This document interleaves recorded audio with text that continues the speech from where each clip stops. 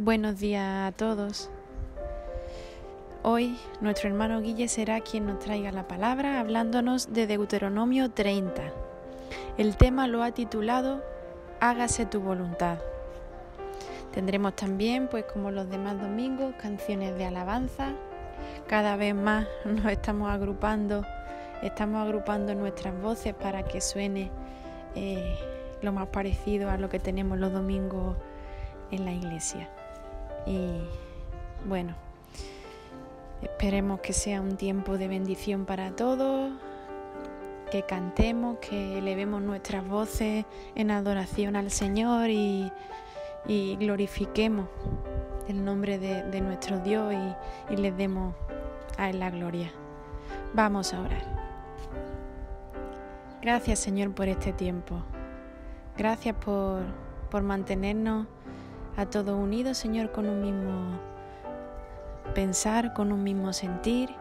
Ahora queremos, Señor, darte la gloria y glorificar tu nombre. Queremos que nuestra voz se alce para exaltarte a ti, Señor, y que también sea un buen tiempo en el que nos trae la palabra Guille, que estemos concentrados en ver qué tienes tú para nosotros hoy, Señor. En el nombre de tu Hijo Jesús te lo pedimos. Amén.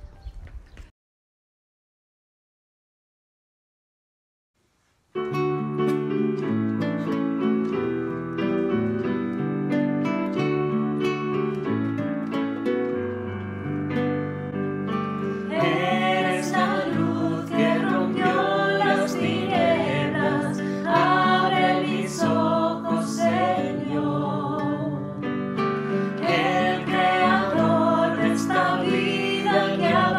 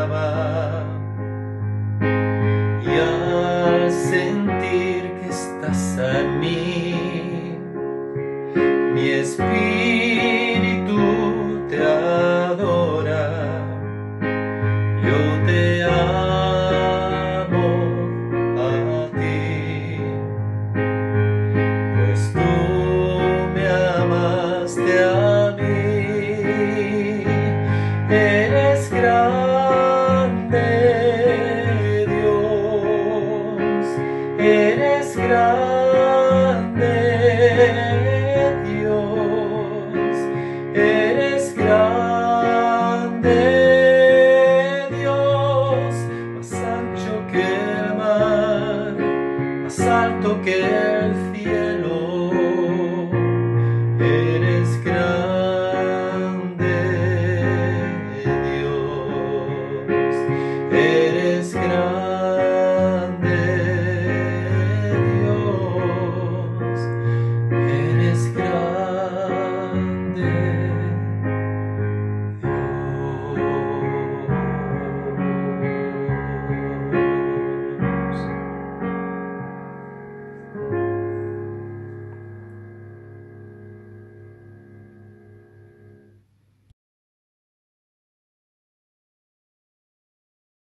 Vamos a tener un tiempo de oración donde los motivos propuestos para hoy son: démosle gracias al Señor por su bondad y misericordia con nosotros, porque nos ama y nos conoce mejor que nosotros mismos, y esto nos da tranquilidad y paz. Pidámosle que seamos seguidores de Cristo en entendimiento y en la práctica, que intentemos buscar siempre su voluntad en todas las áreas de nuestra vida, entregando lo que somos a Dios para nuestra transformación. Pues con estos motivos y con cualquier otro, vamos a orar.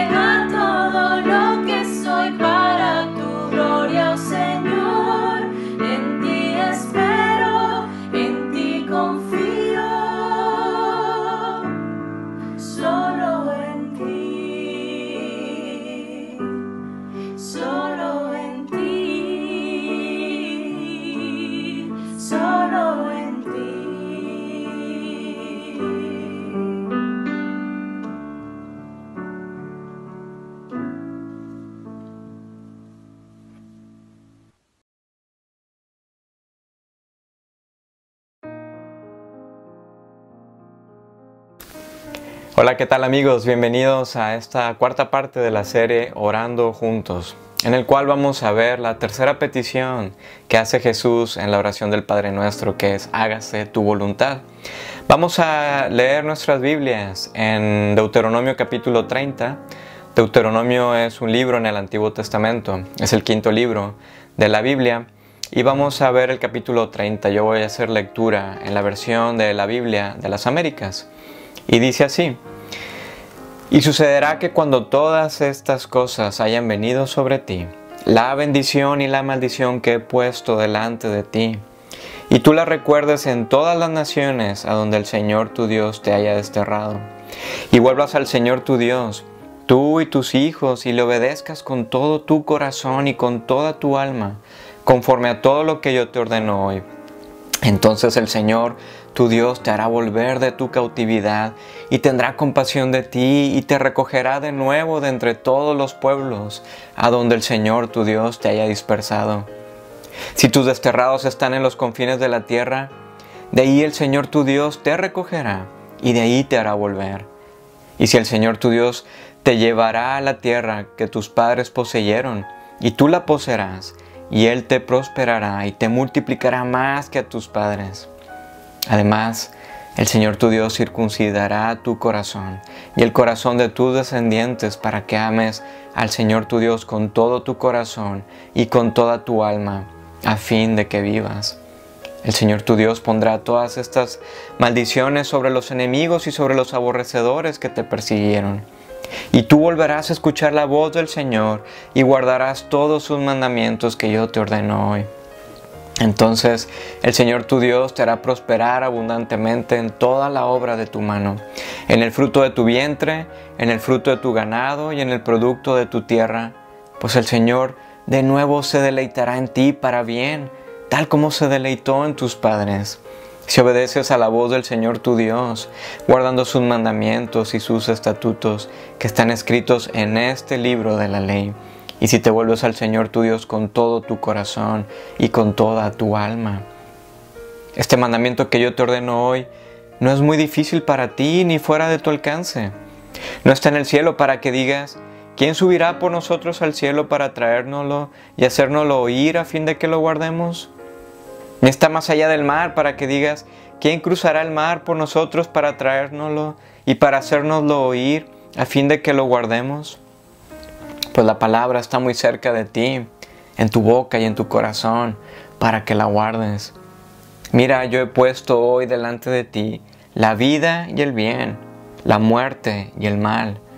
Pues te ordeno hoy amar al Señor tu Dios, andar en sus caminos y guardar sus mandamientos, sus estatutos y sus juicios, para que vivas y te multipliques, a fin de que el Señor tu Dios te bendiga en la tierra que vas a entrar para poseerla. Pero si tu corazón se desvía y no escuchas, sino que te dejas arrastrar y te postras ante otros dioses y los sirves, yo os declaro hoy que ciertamente pereceréis. No prolongaréis vuestros días en la tierra donde tú vas, cruzando el Jordán para entrar en ella y poseerla. Al cielo y a la tierra pongo hoy como testigos contra vosotros de que he puesto ante ti la vida y la muerte, la bendición y la maldición.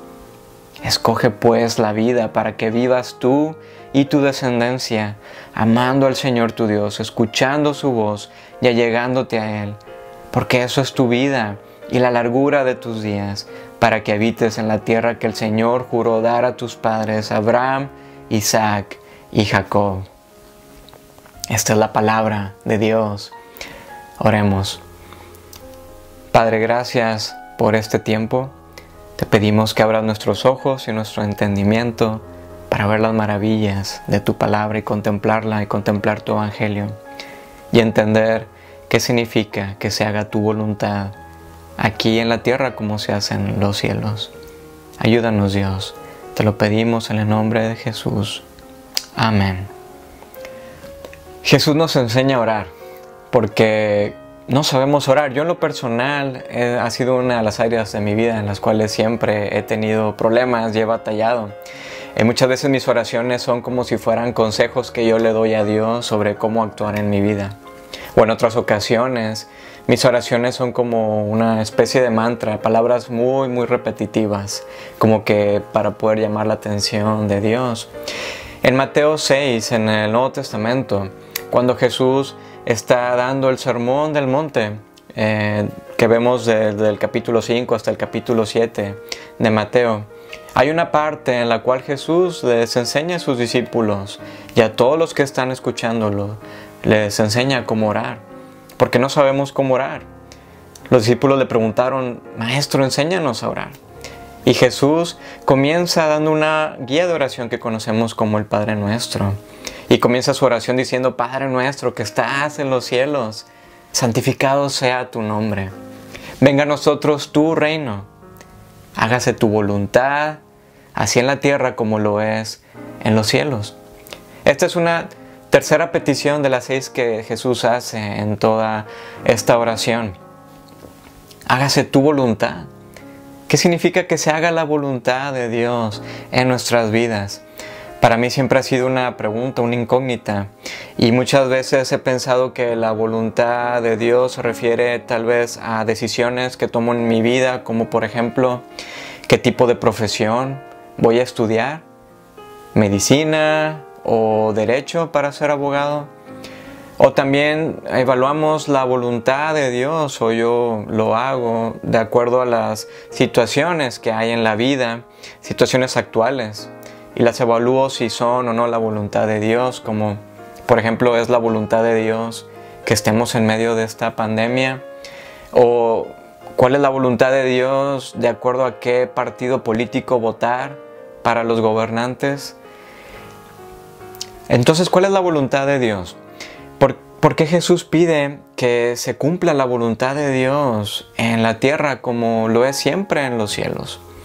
Bueno, este pasaje de Deuteronomio capítulo 30 creo que nos puede ayudar a contestar esta pregunta sobre la voluntad de Dios y darnos luz sobre esta petición de Jesús en el Padre Nuestro. Pero también creo que nos va a ayudar a maravillarnos ante las grandes implicaciones de lo que significa pedir que se cumpla la voluntad de Dios aquí en la tierra, en nuestras vidas. Entonces vamos a ver 3 puntos. Número 1, ¿cuál es la voluntad de Dios? Número 2, el problema de nuestra voluntad. Y número 3, la seguridad de estar en su voluntad. ¿Cuál es la voluntad de Dios? Bueno, para poner en contexto este pasaje de Deuteronomio capítulo 30, el pueblo de Israel ya había salido de una manera tan poderosa de su cautiverio en Egipto, en el cual estuvieron por 400 años, un poco más. Y salen de una manera sorprendente de su esclavitud, salen con gran poder. Y en el libro de Éxodo, que es el capítulo donde podéis encontrar esta historia tan fascinante, puedes ver más detalles sobre esta salida. Entonces salen con gran poder, fueron guiados por Moisés, quien los estuvo dirigiendo por el desierto por más de 40 años. Y vemos que esta largura de tiempo se debió a la desobediencia del pueblo de Israel ante Dios, una desobediencia que era constante. Pero aún así, Dios en su gracia y en su paciencia los cuidó y los seguía amando y guiando por el desierto. Nada les faltó.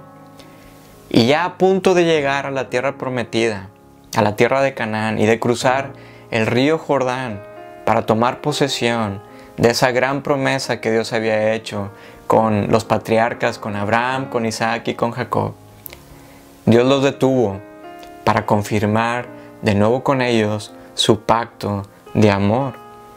En los capítulos del 27 al 29 podemos encontrar cómo Dios les habla al pueblo de Israel acerca de las consecuencias de su obediencia y las consecuencias de su desobediencia.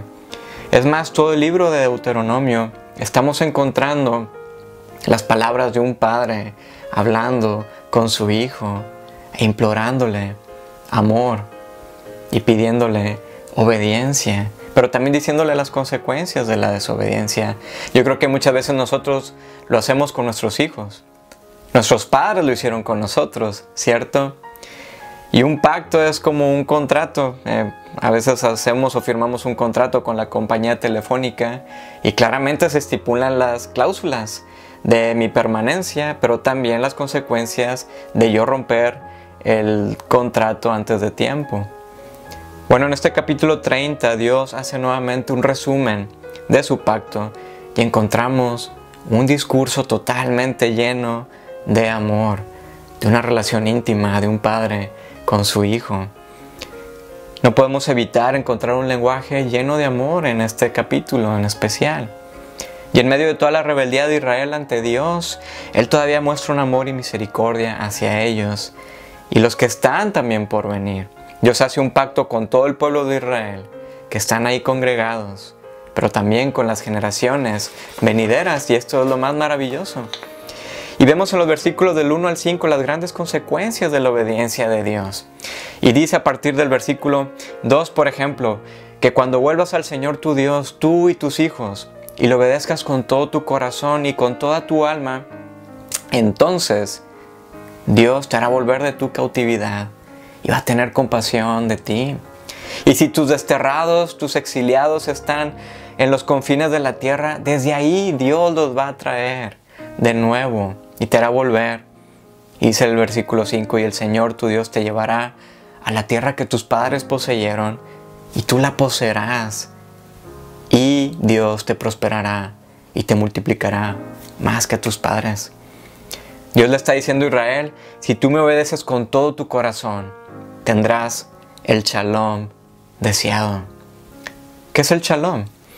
Es una palabra hebrea que tal vez nosotros conocemos con el término de paz, pero es una palabra tan sencilla, pero con una profundidad de significado tan grande. El shalom es tener una total y más grande satisfacción. Es conocer además nuestro sentido, significado y propósito en la vida. Es una paz que no tiene comparación, una paz que no conocemos. Es una paz que se perdió en el jardín del Edén, cuando Adán y Eva, quienes vivían en este gran shalom, en la más plena satisfacción y deleite, ellos pensaron que todavía necesitaban algo más. Querían ser como Dios y no lo obedecieron. No obedecieron la única orden, que era no comer del fruto del conocimiento, del árbol del conocimiento del bien y del mal. Era solamente eso. ¿Que esto era un capricho de Dios?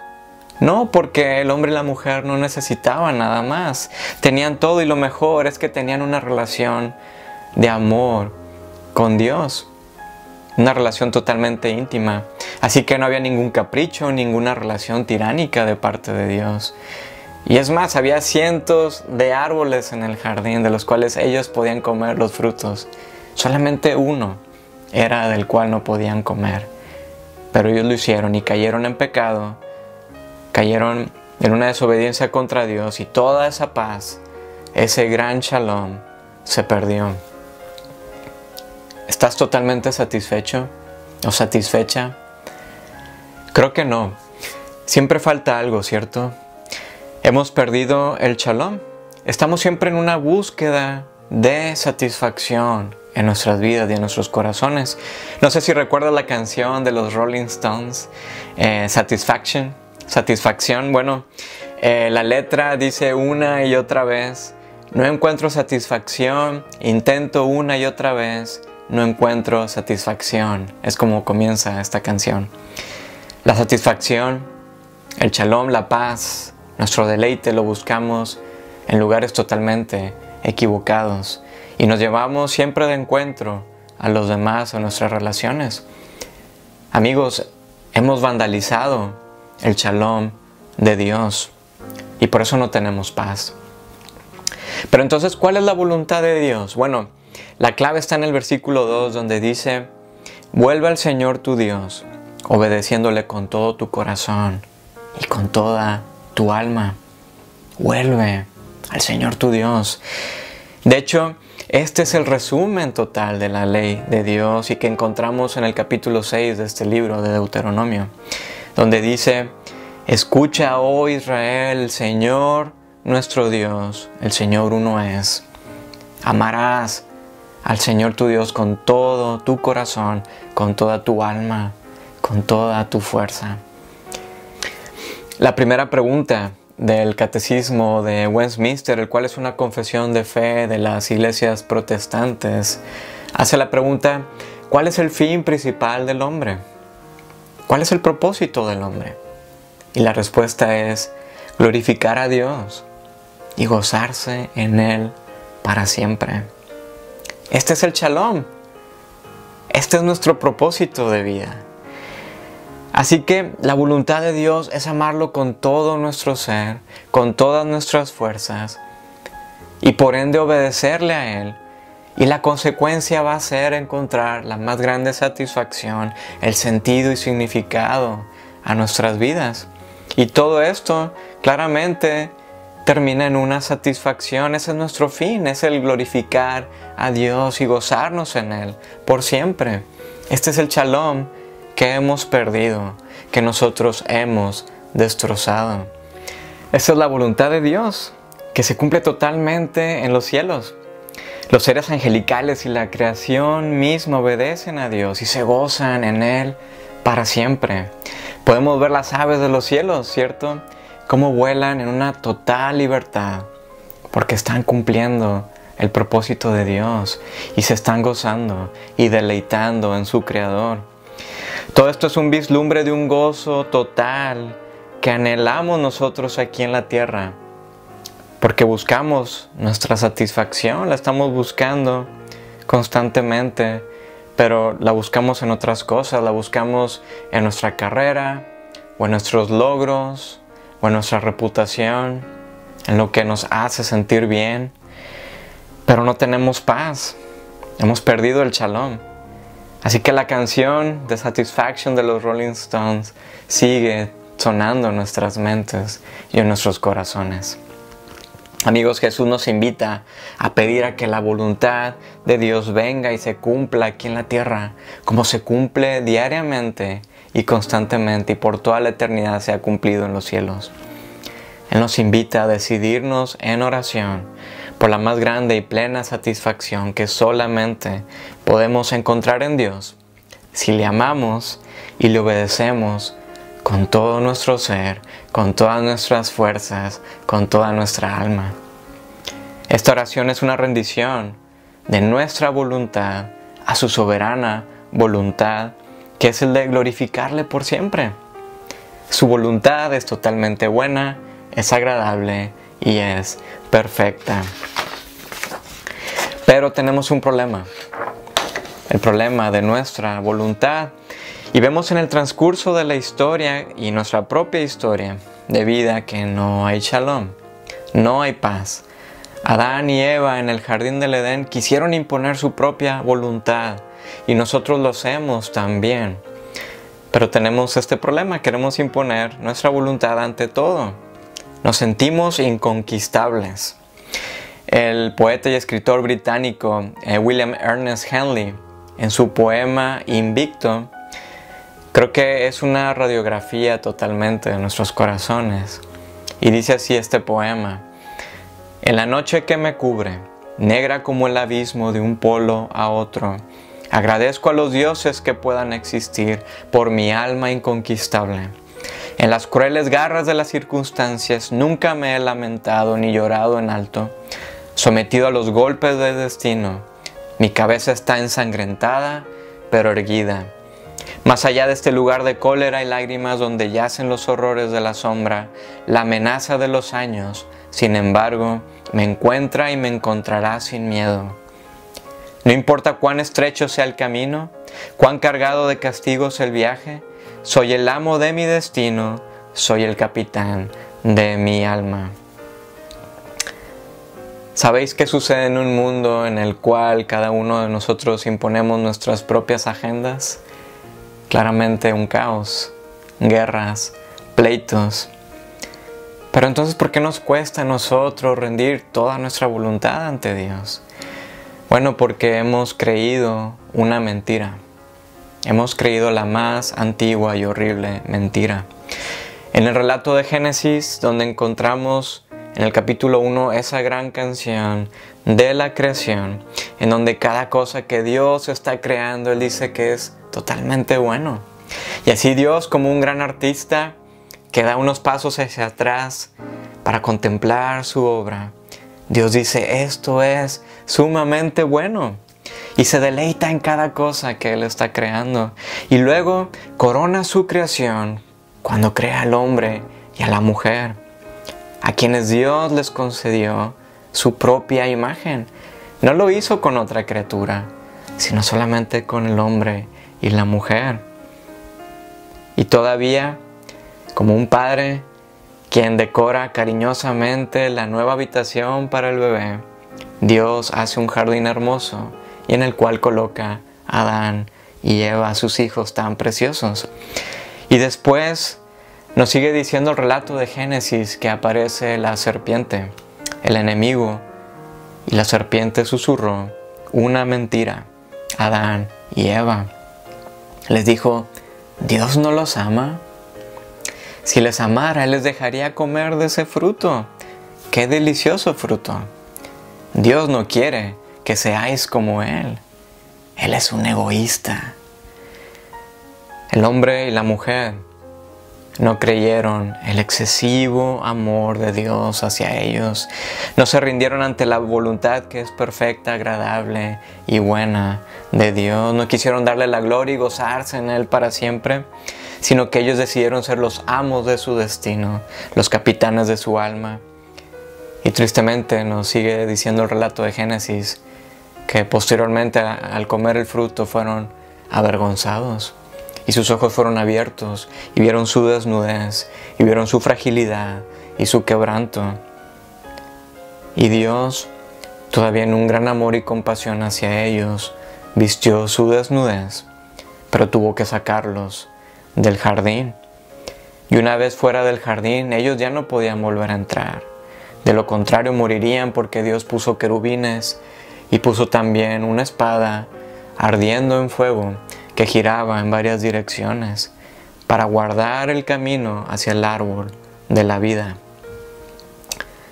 De los versículos del 17 al 20 en Deuteronomio, capítulo 30, Dios nuevamente le está advirtiendo al pueblo acerca de las consecuencias de su total obediencia hacia Él. Y vemos que el tono es todavía más apasionado. Dice, al cielo y a la tierra pongo hoy como testigos contra vosotros de que he puesto ante ti la vida y la muerte, la bendición y la maldición.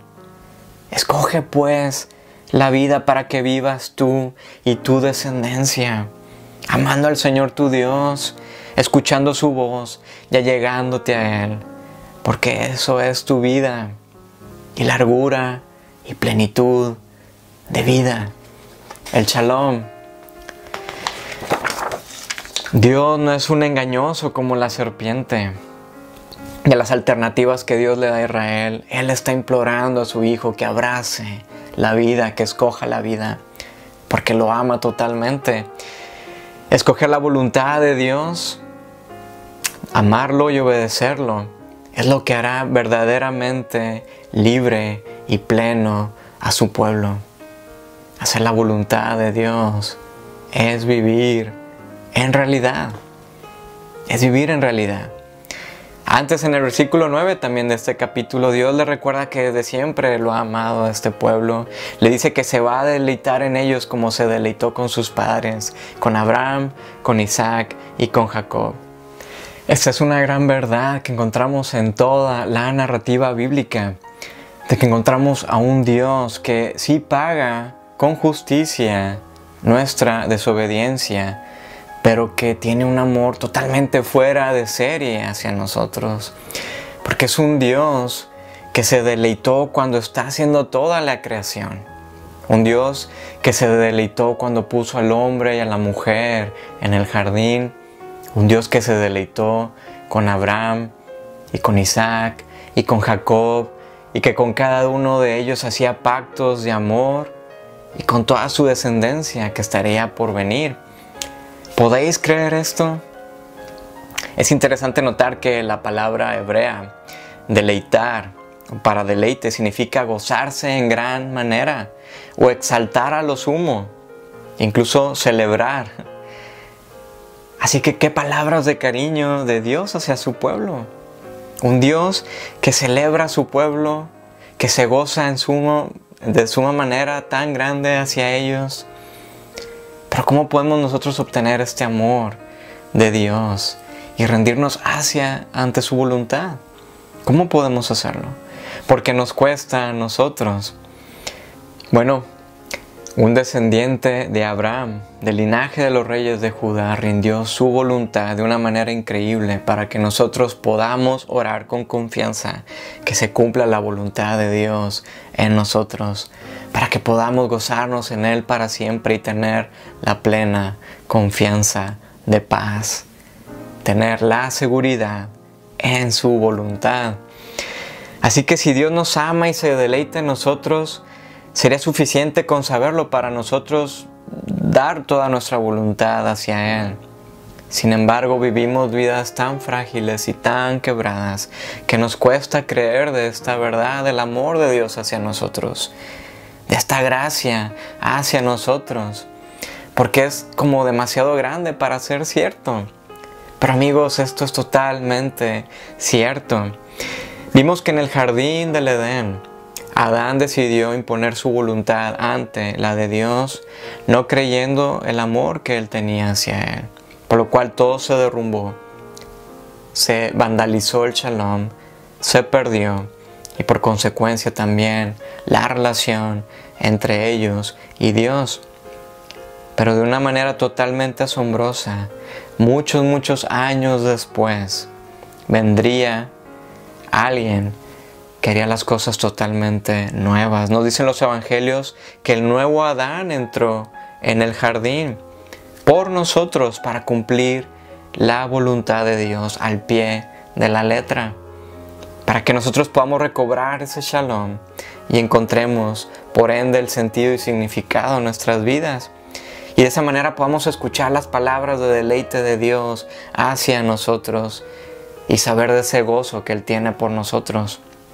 Jesús de Nazaret, hijo de Adán, hijo de Abraham, de acuerdo a su genealogía, vino a nosotros para recuperar todo lo que hemos perdido por causa de nuestra rebelión y de nuestro pecado. Dice el Evangelio de Mateo que Jesús, después de ser bautizado, se escuchó una voz del cielo que decía: "Este es mi Hijo amado, en quien me deleito, en quien me complazco".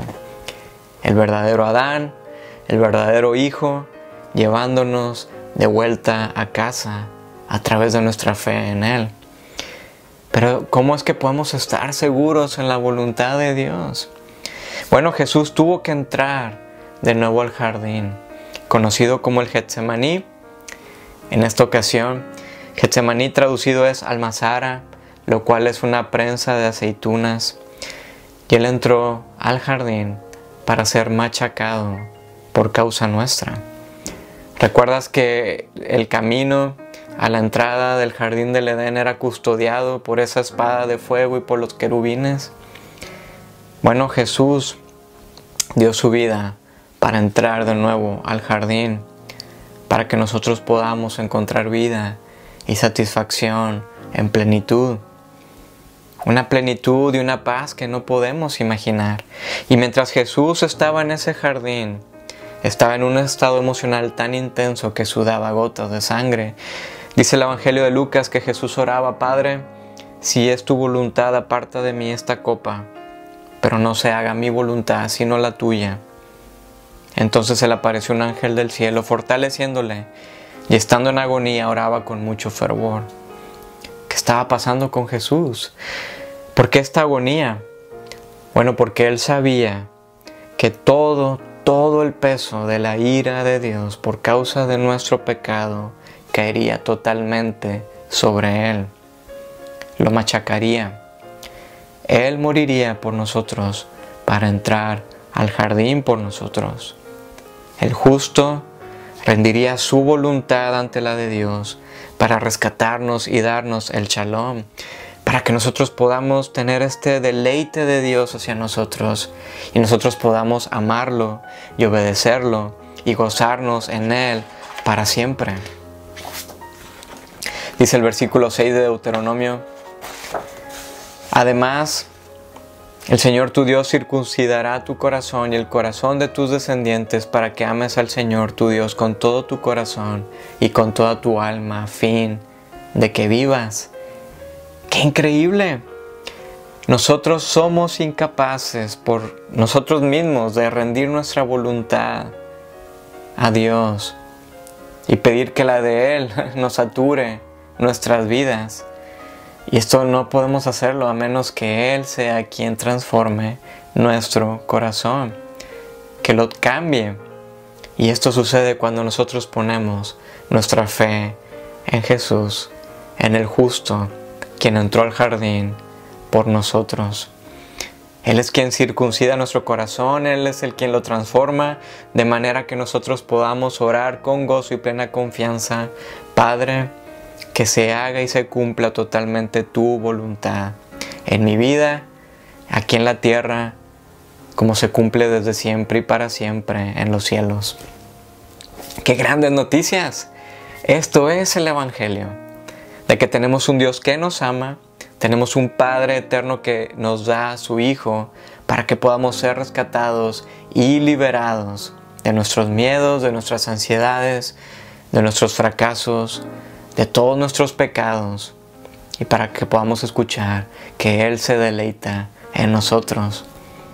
Y terminando, tomando en cuenta los versículos del 11 al 14, Dios le dice al pueblo: todas estas cosas no son difíciles para ti. Y esto también es para nosotros, amigos. Esto no es difícil para nosotros.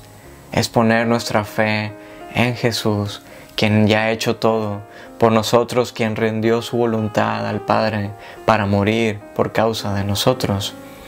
Dios le dice al pueblo de Israel: todas estas cosas no están fuera de tu alcance. Bueno, Jesús vino desde el cielo para hacernos oír las más grandes noticias del Evangelio. Dios le dice a Israel: todas estas cosas no están más allá del mar.